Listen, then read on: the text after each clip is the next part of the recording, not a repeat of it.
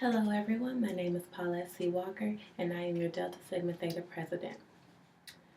Today I'm going to discuss with you my role as your President and why I feel like we should extend my presidency.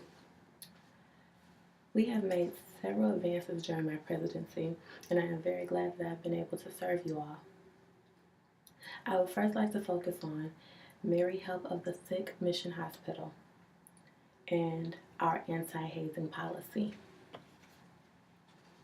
In 1960, our sorority made a major contribution to a hospital in Kenya, which is now a 120-bed establishment.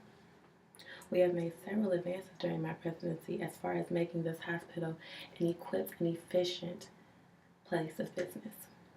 In 1985, members of the sorority visited the hospital and saw firsthand that an increased infant mortality rate around Kenya had been very devastating.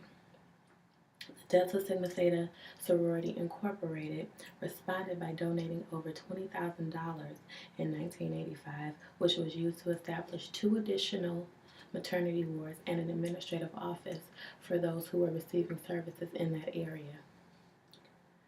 Our hospital serves the women of South Africa by providing elite post and prenatal care for women and children. If my presidency is continued, what I would first like to do is to extend this type of establishment to another country suffering from high infant mortality rates. The country that I have in mind is Mali. The infant mortality rate in Mali is 106 deaths per 1,000 births, which is extremely high, and I feel that with our services, we can make Mali a safer place to live for children and make care for parents even more habitable. With proper care, we can decrease these numbers and expand life throughout the country. My plan is to join with colleagues that specialize in medicine and nursing throughout chapters in our community. I believe that if we allow our children to study abroad in Mali, we can make this a very stable mission. In addition to Mary Saves Our Children Hospital, I would also like to focus on our anti-hazing policy. We are an organization that promotes equality and sisterhood.